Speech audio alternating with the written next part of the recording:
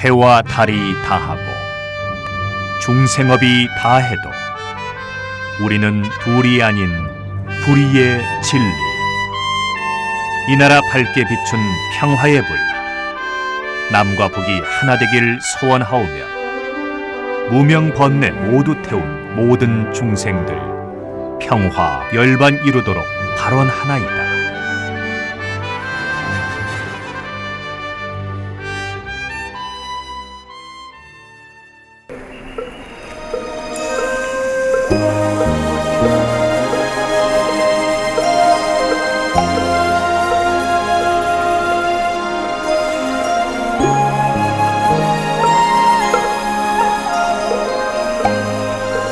선무회자 스님과 마음으로 찾아가는 108산사 영상순례. 오늘은 그 28번째 사찰로 경기도 남양주시에 있는 불암사입니다. 우리나라의 삼천리방방곡곡에는 불교와 관련된 것이 수도 없이 많이 있습니다. 지리산 반야봉, 금강산 세존봉, 가섭봉, 송광사가 있는 조계산, 또 영국사가 있는 천태산, 또 상원사, 월정사가 있는 오대산, 또 삼척, 사마사가 있는 두타산, 통도사가 있는 영축산 등등을 비롯해 불암산, 불견산, 불모산, 불용산 등이 있고, 또한 불보살의 명칭으로서 미타산, 문수산, 간음산, 미륵산, 지장산, 가섭산, 하음산, 도솔산, 반야산, 보리산 등등이 있으며, 또 원효봉, 의상봉, 지장봉, 문수봉, 가섭봉 등등 다양한 불교적인 산 이름이 있습니다. 저희 도안사 바로 뒷산에도 도솔봉이 있습니다. 이러한 불교와 관련된 지명들은 바로 우리 국토가 불국토였고, 또 그렇게 되기를 바랐던 선조들의 생각이 서린 산 이름들입니다. 불암산은 신라 때인 824년에 구산 선문의 하나인 희양산파를 일으켰던 지증 국사가 창건하였다고 합니다. 불암산은 조선시대에 한양을 도부로 정한 자초 무학대사가 중창하였다고 합니다. 세조가 한양 외부의 왕실의 발전을 기원하는 사찰을 하나씩 뽑을 때 동쪽 사찰로 뽑혀 동불암이라고 불렀는데, 이때 서쪽에서는 진관사, 남쪽에서는 삼막사, 북쪽에서는 승가사가 함께 뽑혔다고 합니다.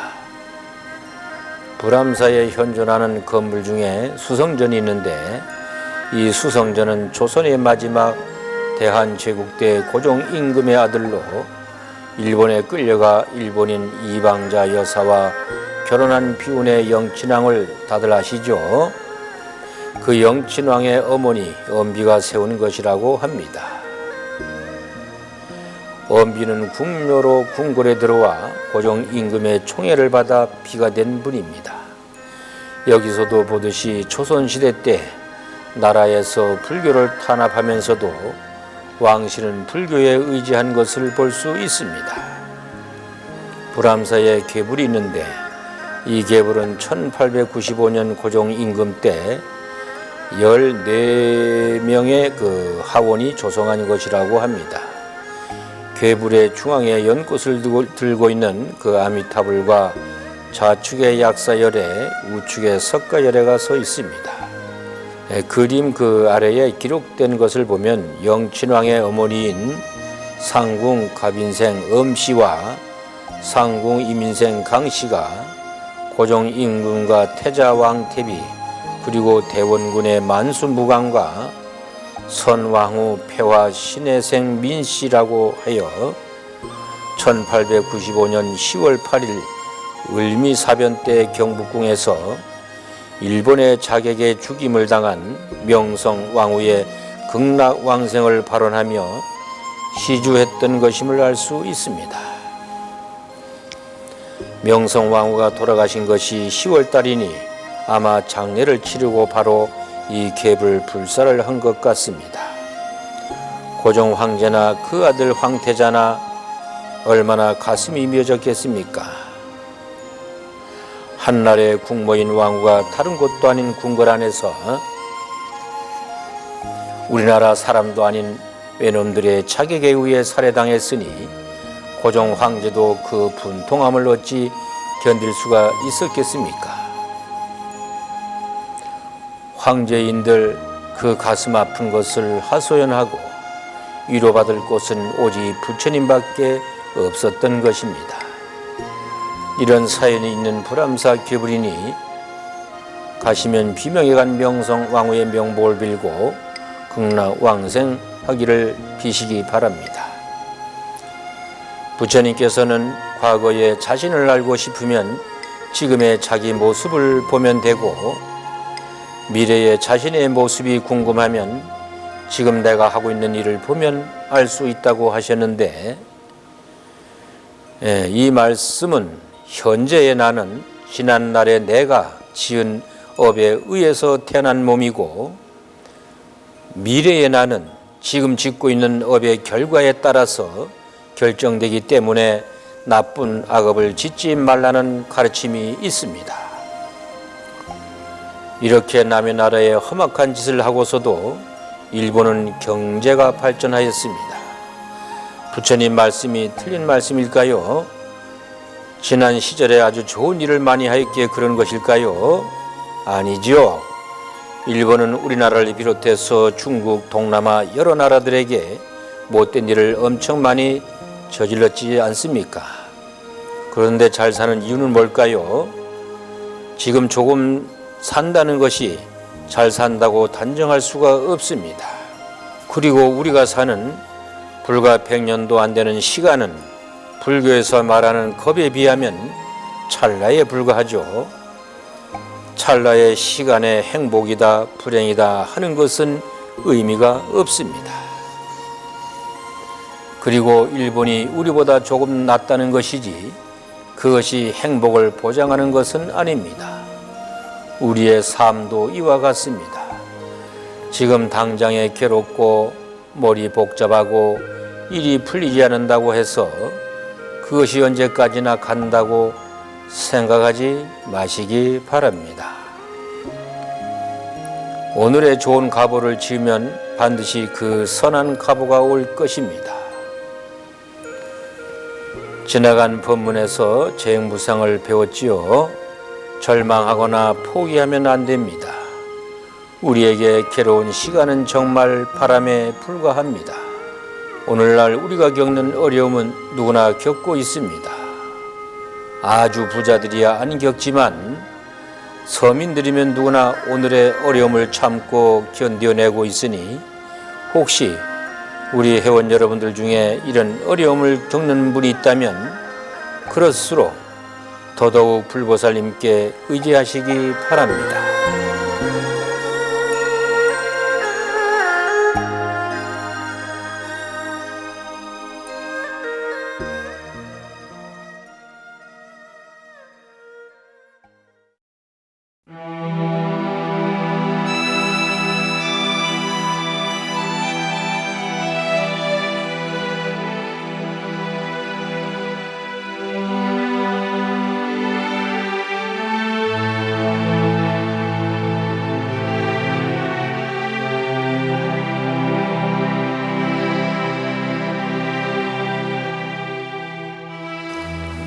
오늘의 법문은 나를 찾는 108기도문 제28배에 대해서 법문하겠습니다.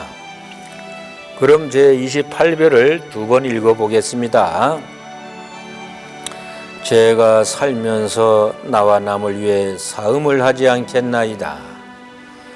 제가 살면서 나와 남을 위해 사음을 하지 않겠나이다. 부처님 당시나 지금이나 남녀의 문제는 언제나 인간 근본의 문제입니다. 부처님 당시 인도에는 일부 다처 제도여서 한 남자가 많은 부인을 데리고 있었습니다. 불교에서도 비국의 250가지 중에 가장 많은 것이 남녀에 관한 계이며 비구닉의 348가지 계 중에서도 가장 많은 것이 남녀에 대한 계입니다. 이것은 뭘 말하는가 하면 출가한 승려들이 음행을 끊지 못하면 비구니가 될 수 없다는 것을 말하는 것입니다.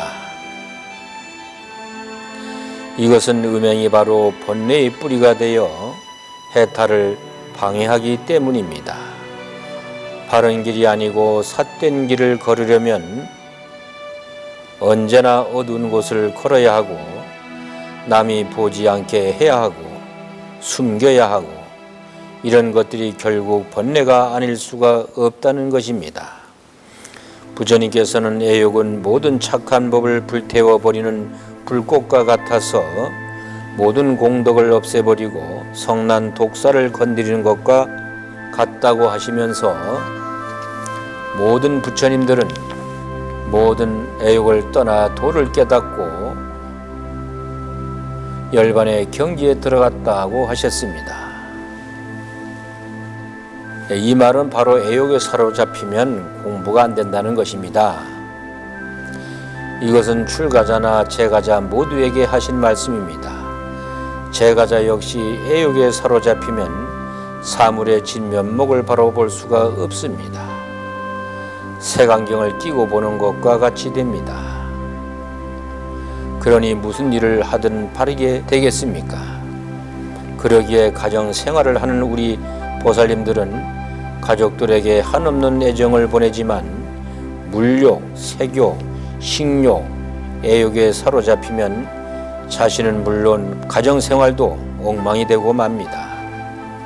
파음경 이지품에는 사음의 죄를 범하면 다시 사람으로 태어나더라도 바람 피우는 배우자를 만나게 되고 뜻에 맞지 않는 가족을 만나게 된다고 하였습니다. 원각경에는 모든 중생의 갖가지 애정과 탐심과 음욕 때문에 생사에 윤회한다. 음욕은 애정을 일으키고 애정은 생사를 일으킨다고 하였습니다. 우리가 불교를 믿는 것은 생사의 문제에서 벗어나고자 함인데 오히려 이것을 일으키는 것이 되고 만다는 것입니다. 그리고 무량수경에도 인간은 애욕 속에 홀로 태어나 홀로 죽어간다. 자신이 지은 선악의 행위에 의해 즐거움과 괴로움의 세계에 이른다.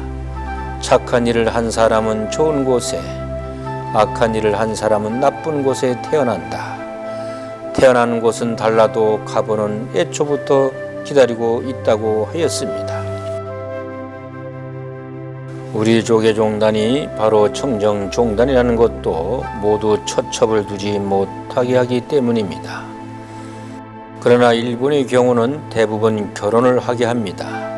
그래서 부처님 당시부터 내려오던 계율을 완전히 깨뜨렸기 때문에 처자식을 거느리고 생활을 하는 일본 불교를 정통 불교와는 거리가 멀다고 합니다. 오늘 이 28배에서 불사음을 이야기하는 것은 예나 오늘이나 인류 사회는 어떻게 하든지 가정의 중요성이 그 핵심이기 때문입니다. 가정이 평온해야 나라가 평온하기 때문입니다.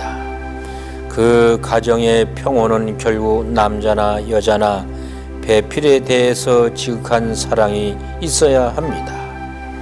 그 지극한 사랑이 있어야 아이들도 건전하게 키우고 집안도 잘 건사하며 사회도 건강하게 되기 때문입니다.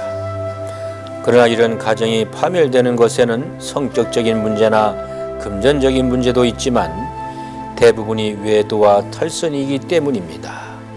그래서 예로부터 이 외도, 사음에 대해서는 성인들이 너나 없이 이야기하고 있습니다. 이것이 문란해지면 가정이 파괴되고 사회가 어지럽게 됩니다. 그래서 언제나 사음은 부도덕하게 여겼던 것입니다. 그러나 인간 세상이 어디 그렇습니까? 아무리 막아도 안 되는 것이 남녀 관계 아닙니까? 인간은 이성적 동물이기 때문에 일정한 규율과 윤리를 가지고 사는 것입니다. 우리 불교에도 이와 관련된 설화가 아주 많습니다. 어느 때 부처님께서 귀원정사에 계실 때 이교도들이 부처님을 시기하기 위해 아이를 가진 것처럼 배가 부른 친자라는 여자를 데리고 와서 부처님의 아이를 가졌다고 하여 부처님이 매우 곤경에 처했으나 아이를 뵌 것 같은 여인의 배에서 그 바가지가 흘러내려 가지고 위기를 모면하였다고 합니다. 또 한 번은 그 이교도들이 손탈이라는 여인을 시켜서 이쁘게 치장하게 하고 매일같이 기원정사 부근을 왕래하게 하여 마치 부처님을 만나고 다니는 것처럼 하였답니다. 이교도들은 이 손탈이를 죽여 기원정사 근처에 매장하고 왕에게 손탈이가 매일같이 기원정사를 드나들었는데 없어졌다고 하자 왕은 군대를 동원해 기원정사 주위를 수색하여 손탈이의 시신을 찾아내었던 것입니다. 이교도들은 이 시신을 메고 거리로 나가서 항상 덕과 계를 이야기하던 고타마가 남의 여인인 손탈이와 사통하다가 이를 죽였다고 하면서 어찌 그에게 무슨 무슨 계가 있겠는가 하고 떠들며 다니자 사위성의 시민들은 부처님을 비난하면서 일제히 공양을 거부하고 아침에 탁발하러 나간 부처님 제자들에게 돌팔매질을 하였던 것입니다. 제자들이 이제 이 사위성은 희망이 없습니다. 다른 곳으로 가시자고 하였습니다. 그러자 부처님은 진실은 반드시 드러나는 법이다. 너희들은 7일만 기다리라고 하였습니다.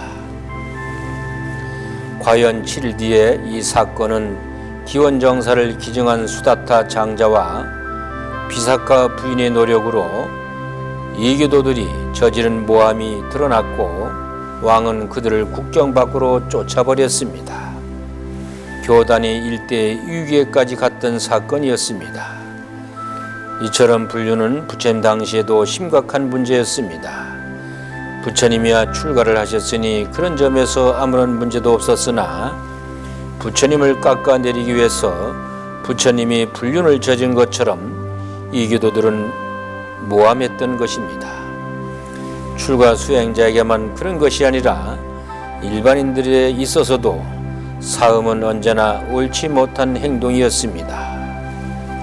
사분율에 실린 이야기 중에 연화색 비구니에 대한 것도 역시 사음의 그릇됨을 이야기하고 있습니다. 부처님 당시에 그 인도의 아반티라는 나라에 우팔라반나라는 아주 그 아름다운 여인이 살고 있었는데 부모들은 결혼을 시켜 사이를 맞이하고 부모와 같이 살았답니다.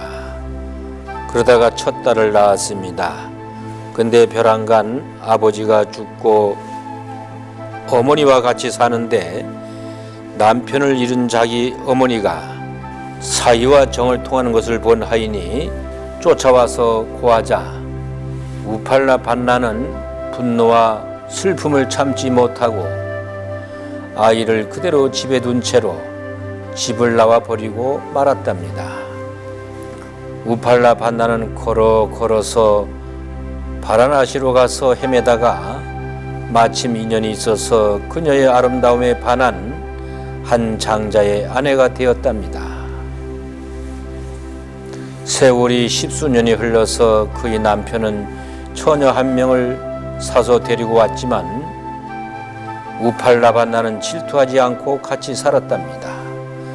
마치 딸처럼 대해주고 하다가 그 처녀에게 고향이 어딘지 물어보니 자기의 고향과 같은 곳이었고 집은 어디고 어머니는 누구냐고 물었더니 자기 어머니는 이름이 우팔라반나였는데 어려서 집을 나갔다고 하는 것이었습니다.